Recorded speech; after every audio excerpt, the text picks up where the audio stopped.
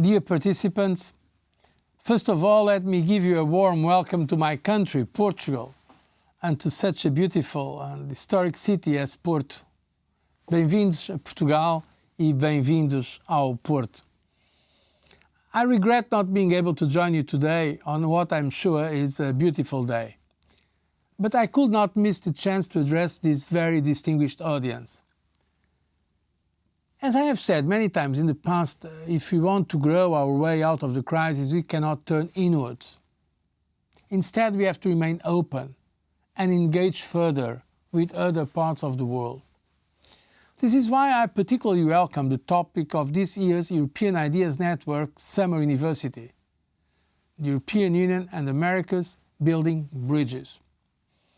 And the Americas, both North and South, are natural partners of the European Union when it comes to generate growth, but also to promote our interests and our common values. The bonds of friendship and kinship forged over centuries make the Atlantic Ocean a bridge rather than a barrier. I can assure you that the European Commission and I are totally committed in making this partnership even closer and deeper. Just last week, in the margins of the G8 summit in Northern Ireland, I have launched together with President Obama the negotiations for a transatlantic trade and investment partnership. This agreement will be a game changer for our economies and for the rest of the world.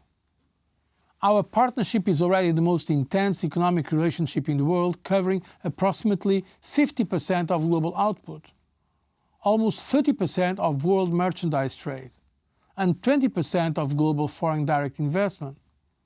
And once concluded, this agreement has the potential to increase 0.5% of Europe's GDP at least. But the Atlantic spreads well beyond US shores. We are also committed to conclude our current strategic partnership and comprehensive economic and trade agreement with Canada. We'll modernize our global agreement with Mexico. You have concluded and signed last year an association agreement with all Central American countries, the first ever region-to-region agreement of the European Union. And we also concluded and signed agreements with Colombia and Peru, and we want to make progress in our negotiations with Mercosur. The level of our economic exchanges is impressive. The European Union is the main source of FDI in all Latin America. But as I said, this is not just about economy. We are also working to build stronger partnerships from a political and security point of view. Since I became President of the Commission, we have launched strategic partnerships with Brazil and with Mexico.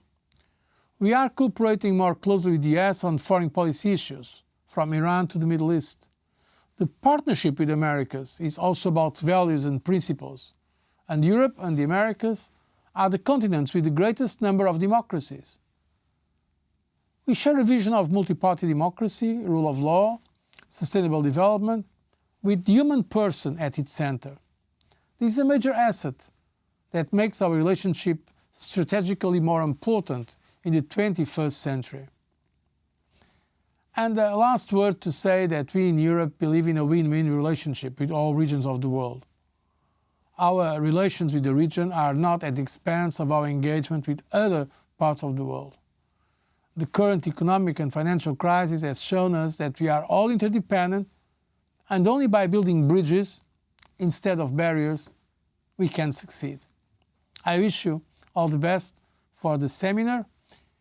And let me also say some words in Portuguese, namely because I know that there is also a tribute to Francisco Lucas Pires, a great European that unfortunately can no longer be with us.